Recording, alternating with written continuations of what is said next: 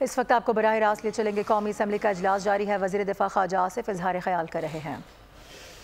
ना होता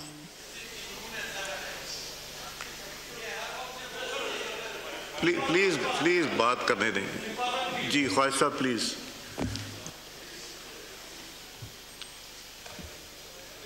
ये फौरी तौर पे जो मैं बात कर रहा हूँ उसका फौरी तौर पे नमूना सामने आ गया है। जी ख्वाजा साहब बात कीजिए। देखें, मुझे पता है जनाबे स्पीकर कि जो आपने इनिशिएटिव लिया है वो किसी से पूछ के नहीं लिया आपने, वो इस ऐवान की तकद्दस और इस हुर्मत के लिए जो है लिया है, जो जिसके आप पाबंद हैं, जो आपका जो ओहदा है, आपकी कुर्सी जो है उसकी आपको पाबंद करती है।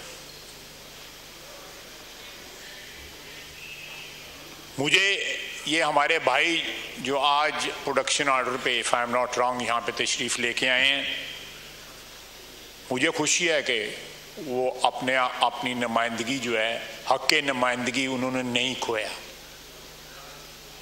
वो गलत कह दें या सही कह दें, मैं उस बहस में नहीं पढ़ना चाहता, लेकिन उन्होंने अपना हक़ के नुमाइंदगी नहीं खोया। मुझे इस बात की खुशी है। हमसे हमारा हक़ के नुमाइंदगी छीन लिया गया था, दिनों के लिए नहीं, महीनों के लिए नहीं, सालों के लिए।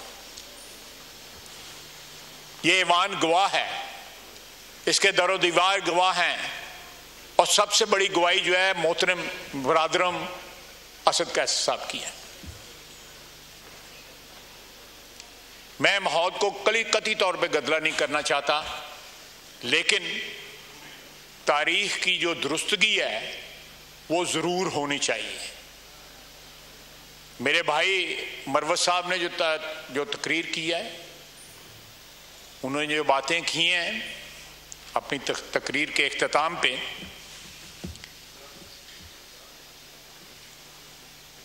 वो भी अच्छी हैं, कंस्ट्रक्टिव हैं, लेकिन जिस तरह उन्होंने गिला किया कि वो मुझे आके मिले, असेंबली में मिले, कोई ये नहीं कि मुझे पार्लियामेंट लॉजेस में मिले,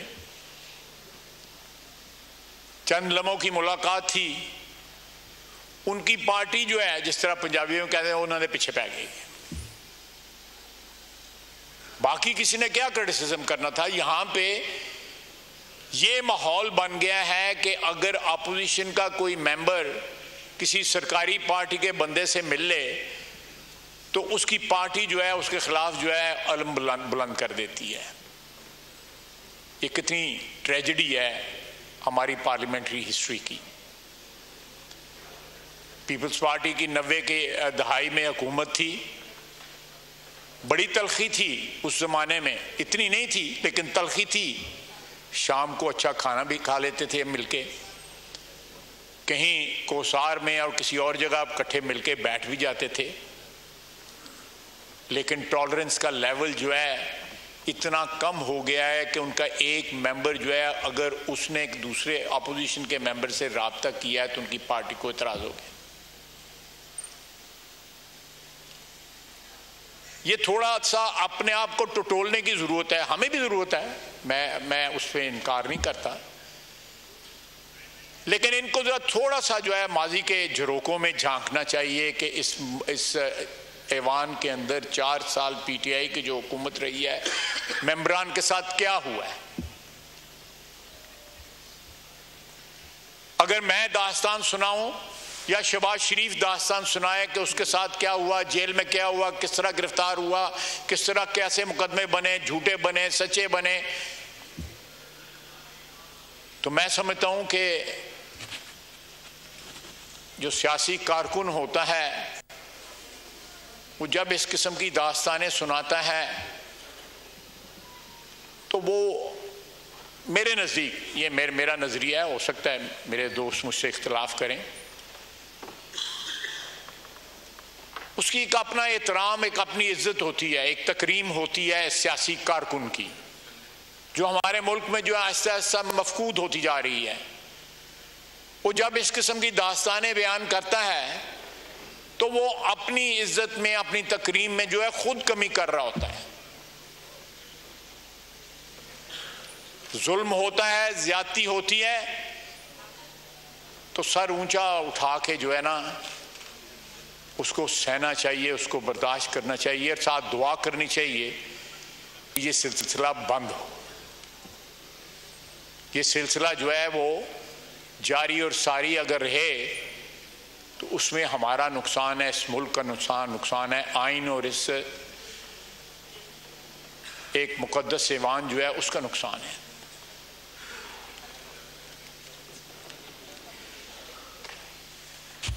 उन्होंने, आप देखें माहौल किस तरह गदला किया जा रहा है।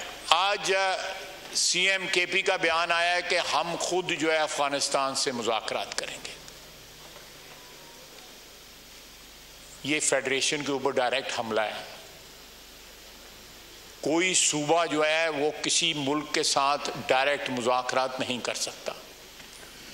ये कॉन्टिन्यूशन है उसी खिताब की जो उन्होंने आज से 4 दिन पहले जो है जलसे में किया था। ये ज़हर कातिल है इस मुल्क के लिए, जिस रास्ते के ऊपर सीएम केपी जो है खुद चल रहे हैं और साथ अपनी पार्टी को चलाने की कोशिश कर रहे हैं।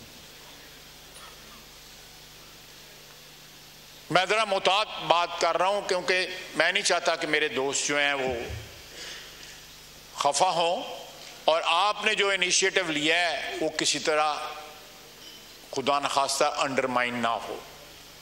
आपने एक रवायत सेट की है कि आपने बगैर किसी कंडीशन के, बगैर किसी तकल्लुफ के, बगैर किसी से इजाज़त लिए आपने ऐवान का सेंस लिया हुआ था। पिछले 2 दिन के अंदर आपने जो भी रूल्स एंड रेगुलेशन जो आपको इजाज़त देते हैं आपने वो पावर इस्तेमाल की। मैं यहां पे आया सेनेट के इलेक्शन में वोट डालने। हम रात को देर से वापस हुए, तब फारग हुए। मैंने कोशिश की कि रात रहने दिया जाए, बजाय रात को मैं जाऊं और रात को जेल खोली जाए और मुझे भेजा जाए अंदर जो है। मैं कैद था लेकिन नहीं जा दी गई। मैं एक छोटी सी मिसाल आपको देता हूं कि तंग नजरी की जो है हुक्मरानी थी, विक्टिमाइजेशन जो है वो एक नॉर्म बन गया हुआ था और उसमें कोई बंदा जो था वो बचा नहीं था हमारी पार्टी का। ये पीछे बैठे हुए हैं जिनके ऊपर क्या पता नहीं 60 किलो डाली थी कि 70 किलो डाली थी और 7 कस्में उठाई गई थी। वो क्या अल्लाह की कसम उठाते थे? अल्लाह को जान देनी। सर ये जी चले नहीं, मैं वापस ले लेता हूं अगर आप हुक्म करते हैं अल्फाज। नहीं तलख बातें नहीं, मैं तलख बातें नहीं। मैं मरवत साहब, मैं स्पीकर साहब जो मरवत साहब ने बात की है मैं वो स्पिरिट कायम रखना चाहता हूं, मैं उसको विशिएट नहीं करना चाहता, लेकिन कम से कम रिकॉर्ड पे ये तो आना चाहिए। मेरा इतना तो हक है आज कि मैं जो आपने सिचुएशन क्रिएट की है, ये सारे दोस्त जो है वापस आए हैं, तो मैं जरा कंपैरिजन तो माजी के साथ करूं ना। थोड़ा सा जो है ज़मीर को ये भी तो टटोले ना कि क्या इन्होंने, किधर मेरा भाई बैठा हुआ है अली अहमद, अली मोहम्मद किधर बैठा हुआ है, नमाज पढ़े, चले नेक काम कर रहा है। मैं उससे पूछूं क्या उसने आवाज बुलंद की थी उस वक्त, या उस वक्त बहुत से लोग बैठे हुए हैं जो उस वक्त काबीना में थे, ओहदों पे थे, स्पीकर साहब बैठे हुए हैं, डेप्टी स्पीकर साहब तो वापस नहीं आए, किसी ने आवाज नहीं बुलंद की, किसी ने हमें दिलासा तक ना दिया। यहां जो है हमने इस फ्लोर के ऊपर, मेहरबानी आपकी, मैं आपका शुक्रिया अदा कर, मस्ती खैर साहब तशरीफ जी। लोन वॉइस, मैं इसलिए ये बातें कर रहा हूं कि ताकि जहां आपने ये इनिशिएटिव लिया है, ये इनिशिएटिव जो है इसको दवाम हो, परमानेंस हो। ये ऐवान जो है अल्लाह के फजल से ये मुल्क कायम और दायम है, क़यामत तक कायम और दायम है। ये रवायत जो आपने सेट की है, it should be followed in future. ये रवायत वायलेट नहीं होनी चाहिए। उससे पहले पीपल्स पार्टी के वक्त जो है ये जो है और हमारी 90 की दहाई में ये फॉलो होती रही रवायत जो है, कहीं ऑफ एंड ऑन बीच में गैप्स आते रहे, लेकिन ऑन द होल जो है फॉलो होती रही। लेकिन उसके बाद एक लंबा गैप आया और ये रवायत फॉलो ना हुई। अगर ये आज आए हैं, हम इनको वेलकम करते हैं और साथ ये भी बात करते हैं कि जो भी कानून और कायदा जो है उसको जो है इंशाअल्लाह ताला फॉलो किया जाएगा। हमारे लिए कल यहां पे आर्टिकल 6 की बात हुई थी। मेरा स्पीकर साहब, आपको याद होगा कल यहां पे आर्टिकल 6 की बात हुई थी। मैं वाहिद मेंबर हूं इस पार्लियामेंट की हिस्ट्री में जिसके ऊपर आर्टिकल 6 लगा था। शफकत महमूद साहब यहां पे एजुकेशन मिनिस्टर होते थे। मेरी उनके साथ जो है 55 साल की दोस्ती थी। उन्होंने मेरे खिलाफ प्रेस कॉन्फ्रेंस की। मैं FIA के दफ्तर एक दफा नहीं को 10 दफा जाके मैंने पेशियां भुगती और पूरी कबीना जो है, उस कबीना के मेंबर यहां पे बैठे हुए हैं जिन्होंने मुझ पर आर्टिकल 6 लगाया। मैं वाहिद मेंबर हूं जिसके ऊपर किसी कबीना ने आर्टिकल 6 लगाया। और किस लिए? कि मेरा बार कारोबार है, वहां से पैसे आते थे जो अल्टीमेटली भी हाई कोर्ट ने, सुप्रीम कोर्ट ने, सब ने इंडोर्स किया कि वो सही है, लेजिटिमेट है। मैं टैक्स देता था, टैक्स को रिपोर्ट करता था। तो किस किस एक्सट्रीम तक गए हैं। मैं आपको एक बात जो है अपने एक्सपीरियंस की बताता हूं। मैं बहुत सी यहां पे बातें करता हूं, आप भी करते हैं। बस ये स्पीकर, मेरे दाने बाने लोग बैठे हुए हैं, ये मेरा भाई मिनिस्टर बैठा हुआ है। कितनी दफा हम वजीर आजम से पूछते हैं या अपने पार्टी प्रेसिडेंट से पूछते हैं या उनसे डर के नहीं करते। हम अपना इनिशिएटिव लेते हैं, हमें इतनी स्पेस हमारी लीडरशिप ने दी हुई है कि हम अपने इनिशिएटिव के ऊपर अगर कोई सियासी मामला है, इस हाउस में कोई मामला है, उसको सेटल कर सकें। आपने जो इनिशिएटिव लिया है, आपने किसी से इजाजत ली है या आपके ज़मीर ने आपको डिक्टेट किया है, आपकी कुर्सी ने आपको डिक्टेट किया है? ये क्यों नहीं कर सके थे? आज जब डेस्क बुझा रहे थे, मैं वेलकम करता हूं इनको, लेकिन थोड़ा सा जरा माजी को आवाज दें कि इस कुर्सी पे कौन बैठा हुआ था, जब हम बैठे हुए थे तो हमारे साथ क्या हो रहा था। राना सनाउल्लाह के साथ क्या हो रहा था, शहबाज शरीफ के साथ क्या हो रहा था, मरियम नवाज, मियां नवाज शरीफ के साथ क्या हो रहा था। मियां नवाज शरीफ, जी मैं लेता हूं, बिल्कुल नहीं, बिल्कुल मैं मेरी बहन है, मैं लेता हूं, आपको कहने की जरूरत नहीं, मैं लेता हूं, सबके बारी आती। रात को 12 बजे इनकी बेगम जरदारी साहब की हमशीरा, उनको उठाया गया, हॉस्पिटल से उठाया गया। फरियाल तालपुर साहिब को, हमारी बहन है।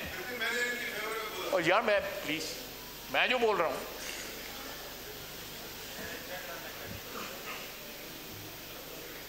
आप देखें ये रवायतें, अगर ये रवायतें आप फॉलो करें या हम फॉलो करें, इधर से किसी को गिला नहीं होना चाहिए।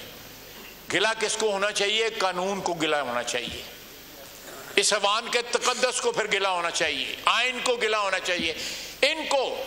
इन्होंने अपना वो राइट जो है फोरफीट कर दिया था उस दिन जब इन्होंने प्रोडक्शन ऑर्डर किसी के भी नहीं इशू किए, आइन और कानून की जो है उसकी ताजीम नहीं की, उसको मोहतरम ना जाना।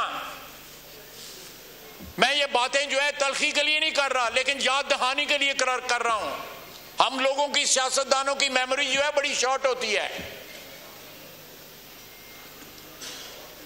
जनाब स्पीकर, अगर ये ऐवान जो है हमने चलाना है जिस तरह ये ऐवान चलना चाहिए, तो जो आपने रवायत सेट की है उसको फॉलो होना चाहिए। जो असद कैसर साहब ने फॉलो किया सेट की, उसको नहीं फॉलो होना चाहिए।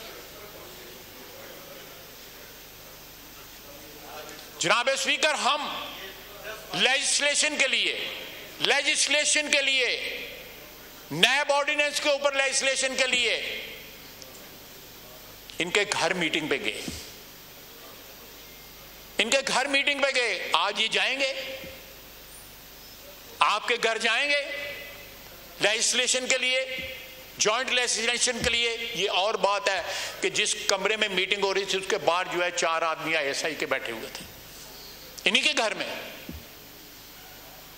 मैं गलत तो नहीं कर रहा?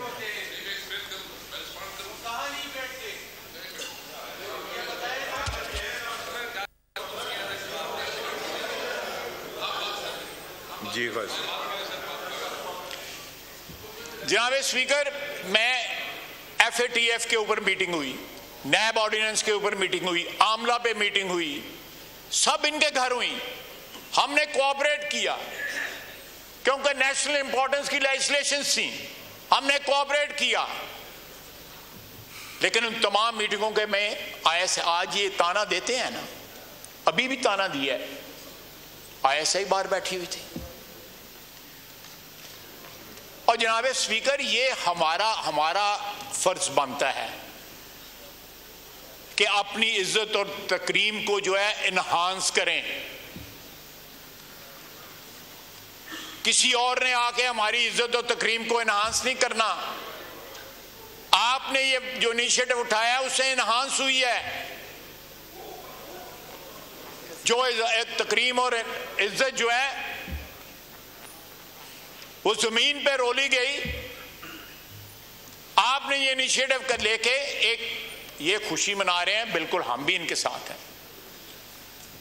ये जुबिलेशन है इनके बेंचों के ऊपर, हम भी इनके साथ हैं। ये आपके चेंबर में बैठे हुए थे, आपने इनको वेलकम किया, बड़ा अच्छा किया, हमें कोई गिला गुजारी नहीं। हम समझते हैं ये काबिल तहसीन है। लेकिन खुदा के लिए अगर आपकी रवायात फॉलो करनी है तो अपनी रवायात की कंडेमनेशन करें, उनको याद करें, अपने आप को अब्सॉल्व करें उन चीज़ों से, अपने आप को प्योरीफाई करें उन चीज़ों से जो 4 साल इन्होंने किए हैं। और उस रवायात को जिसका आपने इब्तिदा किया है उसको फॉलो करें। वमाल इल्लल बला। जी, पॉइंट ऑफ पर्सनल एक्सप्लेनेशन, ये मैं एक रिक्वेस्ट करूंगा अपने ऑनरेबल सब कुलीग से कि हम को बेहतरी की तरफ सब मिलजुल के जा रहे हैं। हम कोशिश करें कि माहौल ऐसा रखें जिसमें हम मिलजुल के काम कर सकें, पाकिस्तान की बेहतरी की खातिर एक दूसरे की इज़्ज़त करें। हम सब की इज़्ज़त इकट्ठी है, कोई अलहदा नहीं है, चाहे इस साइड पे हो चाहे इस साइड पे हो। सो हम प्लीज़ अपने अल्फाज चुन के बात करें और वो करें जिससे किसी की दिल आज़ारी ना हो। असद साहब, मैं आपसे